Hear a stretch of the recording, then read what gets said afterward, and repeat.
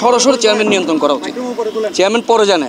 তো এখন আমরা যে প্রক্রিয়াটা আনতে চাচ্ছি, যে কোনো অনুমোদন চেয়ারম্যান হাতে হয়ে যাবে, যাতে চেয়ারম্যান জানবে কোথায় কী হচ্ছে, এবং তাহলে ওই তালিকা অনুযায়ী আমি নিজেও চিন্তা করছি এখন থেকে আমি প্রায় সাইটে যাব।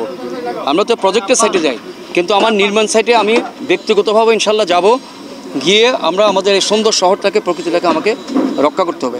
আমি ধন্যবাদ জানাচ্ছি আমাদের এই কাজে যে আমরা এইটুক সফল হতে পারছি করে আমাদের মাননীয় উপদেষ্টা সাহেব এবং মাননীয় পরিবেশ উপদেষ্টা, যিনি আমাদেরকে খুব সহযোগিতা করেছেন। তার সাথে জেলা প্রশাসন আছে, আমাদের পুলিশ বিভাগ, সিটি কর্পোরেশন, আমাদের মাননীয় মেয়র সাহেব সবসময় বলেন ক্লিন সিটি, হেলদি সিটি, এবং আমরা বলি প্ল্যান্ট সিটি। তো আমার মনে clean city, healthy city and plant city, এই সবগুলি আমরা একত্রিতভাবে ইনশাল্লাহ গড়ে তুলব। আমরা আশাবাদী। কিন্তু এই ভাঙাটা আসলে এই পাহাড় কাটা যেমন খারাপ লাগে, কারো বিল্ডিং ভাঙতেও খারাপ লাগে, কিন্তু আমার মনে হয় এই বিল্ডিং ভাঙতে হবে কেন? আমাদের জনগণ সচেতন হতে হবে। এই প্রকৃতিকে ধ্বংস করে উনি একটা ভবন করছেন, কিন্তু কত বড় একটা অন্যায় করছেন, ওনাকে বুঝতে হবে এটা উনি কত বড় একটা অন্যায় করে যাচ্ছেন। এবং আমি জনগণকে আহ্বান করবো, এরকম পাহাড় কেটে যদি কোনো এরকম ভবন করা হয়, আপনারা দয়া করে আপনারা প্রতিহত করবেন। সাথে সাথে ওই ভবনে কোনো ফ্ল্যাট আপনারা কিনবেন না, ওখানে ফ্ল্যাট আপনারা কিনবেন না, তাহলে আপনারা নৈতিকভাবে অপরাধী হচ্ছেন। এবং আপনাদের সাংবাদিক শ্রেণীকেও আমি ধন্যবাদ, আপনারা সবসময় সচেতনতা সৃষ্টি করেছেন এবং ভবিষ্যতে আমাদের সহযোগিতা করবেন, ইনফরমেশনগুলো আমাদের কাছে পৌঁছিয়ে দেবেন। সরকারি প্রতিষ্ঠান যেমন সংস্কার হবে, আইনি বিষয়গুলো সংস্কারের মধ্যে আমাদেরকে আনতে হবে, কারণ এইভাবে একটা ইনজাংশন হয়ে ওরা কাজ করতে থাকবে, কেউ আসতে পারবে না এরকম। তবে এখন আমি ধন্যবাদ জানাই শেষ পর্যন্ত আমাদের বিচার বিভাগ যে এটা ভ্যাকেট করছে, নাহলে আমরা এটুকু করতে পারতাম না, বাকি পাহাড়টাও কিন্তু শেষ হয়ে যেত। আমার ধারণা ছিল না যে এতটুকু কেটে ফেলছে। আমি স্টেট ইঞ্জিনিয়ার থেকে জামাল খান কলোনিতে ছিলাম, পর একটা পর্যায়ে ঢাকায় বদলি হয়েছে। আমার জীবনে বেশিরভাগ সময় কিন্তু চাকরির এখানে আমি কেটেছে। কাজে এই পাহাড়গুলোর সাথে কিন্তু আমার একটা মনের যোগ। আবার লেখাপড়া করেছে এখানে পাহাড়ের পাশে, কোথায় MA school, collegiate school, Chittagong college.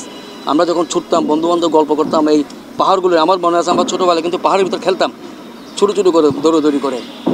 তো এই পাহাড়ের সাথে আমাদেরকে নিবিড় সম্পর্ক আছে, আপনাদের নিবিড় সম্পর্ক আছে। এটা মনে হচ্ছে যেন আমার কোনো নিকটজন মারা গেছে আপনি এই পাহাড়ের অবস্থা দেখে। তো আমরা যা ক্ষতি হয়েছে, এখন আমাদের চেষ্টা করতে হবে এটা আপনাদেরকে নিয়ে, চট্টগ্রামবাসীদেরকে নিয়ে। চট্টগ্রামবাসীরা সচেতন হতে হবে, অনেক বেশি সচেতন হতে হবে, এবং এই প্ল্যান অনুমোদন প্রক্রিয়াটাকে একটা বৈপ্লবিক পরিবর্তন করতে হবে। তো সেটাতে আমরা পদক্ষেপ দিচ্ছি। আমার আগামীকালও মিটিং আছে। আমি চাচ্ছি এটা সরাসরি আমার চেয়ারম্যানের কন্ট্রোলে নেব। এরকম হচ্ছে, তো এটাকে এটা তো একদম চোখের সামনে। এটা আপনি কী বলবেন, ঘরে ঢুকে ডাকাতি করার থেকে বেশি। আমরা বারবার এখানে আমরা আসতে পারতেছিলাম না আইনি বাধার জন্য। তো এখন আমার মনে হয় আমাদের আইনি প্রতিষ্ঠানগুলোর সাথেও কথা বলতে হবে, আমাদের মন্ত্রণালয়ের মাধ্যমে কথা বলতে হবে, যেন এই ধরনের বিষয়গুলো এইভাবে যেন তারা একটা সুযোগ না পায়। বান্ডেল থাকলে প্রতি সেনমানিতে টাকা বাঁচবে। বিকাশ সেনমানি বান্ডেল কিনে জিতুন প্রতি লেনদেনে। আসলে ওনারা সিডিএ কর্তৃপক্ষ একটা প্ল্যান দিয়েছিলেন পরিবেশ সম্মত কাজ করার জন্য, কিন্তু এই মালিক পক্ষ এবং যারা আছেন এখানে, তারা অন্যায়ভাবে পাহাড় কেটে সব আপনারা দেখেছেন তৃতীয় স্তরে কি বিশাল পাহাড় কেটে সব আশেপাশের মানুষের আমাদেরকে বিভিন্নভাবে কমপ্লেন দিতে, সাংবাদিকরা পত্রিকায় প্রকাশিত করেছেন, কিন্তু তারা কোনো কিছুই মানে না। এখন যেহেতু তারা আদালতে মামলা করে একটা স্থগিতাদেশ এসেছে, এখানে সিডিএর কিছু করার ছিল না, আইনকে তো মানতে হবে। এখন দীর্ঘমেয়াদী ফাইটের পরে চট্টগ্রাম উন্নয়ন কর্তৃপক্ষের যারা কর্মকর্তা আছেন তাদের সহযোগিতায় আইনি প্রক্রিয়ায় গতকাল বিকালে উচ্ছেদ কার্যক্রম চালু করার জন্য উচ্ছেদ করার জন্য চেয়ারম্যান সাহেব ঢাকায় ছিলেন। উনি এসেই এই আপনার সন্ধ্যার পর থেকে এখানে সমগ্র সংস্থাকে নিয়ে কাজ করেছেন, উচ্ছেদের পরিকল্পনা করেছেন। কারণ সময় দিলে তারা আবার কোর্টে এখন আপনি তো কোর্টকে ভায়োলেট করতে পারবেন না, আইনকে মানতেই হবে, যেহেতু আইন হচ্ছে সর্বোচ্চ।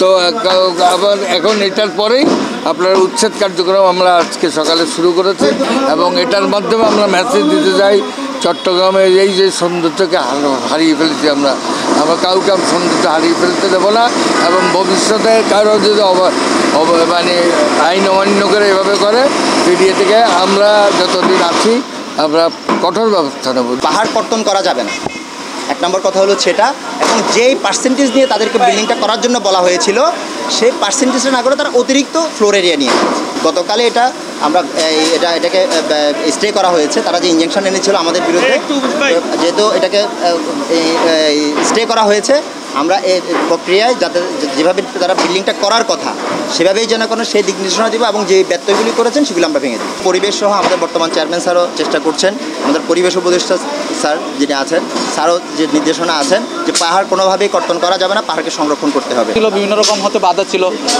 কোনো ধরনের রাজনৈতিক বাধা বা সামাজিক বাধা বিভিন্ন রকম থাকতে পারে, কিন্তু এখন যেহেতু কাজ করার একটা পরিবেশ সৃষ্টি হয়েছে, সেক্ষেত্রে এখন যে সমস্ত বিল্ডিংগুলো পাহাড় কেটে অবৈধভাবে করা হচ্ছে সে সময়ের ব্যাপারে সিডিএ, জেলা প্রশাসন, সিটি কর্পোরেশন এবং পরিবেশ সহ মিলে সবার সমন্বিত উদ্যোগে একটা সুন্দর চট্টগ্রাম নগরী করে দেওয়ার জন্য এখন যে অভিযানগুলো পরিচালনা করা হচ্ছে। এখানে যে বিল্ডিংটা করা হচ্ছে সেটা হচ্ছে পাহাড় কেটে করা হচ্ছে। আপনারা দেখতে পাচ্ছেন পিছনে অনেক বড় পাহাড় ছিল, অনেক খারাপ পাহাড় ছিল, সেই পাহাড়টা কেটে দ্বিতীয় লেয়ারে গিয়ে আর 14 তলা হবে। সেক্ষেত্রে পাহাড় কাটা সম্পূর্ণভাবে বেআইনি এবং আইনের কোনোভাবেই এটাকে আইনে পাহাড় কেটে পরিবেশের ক্ষতি করে কোনো বিল্ডিং করা যাবে না, এবং এটা জনজীবনের জন্য হুমকি, একটা সুন্দর নগরের জন্য হুমকি, এবং সবার জন্য এটা কোনোভাবে পরিবেশের জন্য হুমকি। এই কারণে পাহাড় কেটে কোনো বিল্ডিং করতে দেওয়ার কোনো সুযোগ নাই এই অবস্থায়। এই কারণেই সিডিএর কাছ থেকে এটাকে যখন বিল্ডিং করা হচ্ছিল তখন একটা নিষেধাজ্ঞা দেওয়া হয়েছিল। নিষেধাজ্ঞার এগেনস্টে তারা মহামান্য উচ্চ আদালতে গিয়েছিল। উচ্চ আদালতে যাওয়ার পরে উচ্চ আদালতে দীর্ঘদিন এটা পেন্ডিং ছিল, এই জন্য সিডিএ কোনো অভিযান পরিচালনা করতে পারে নাই।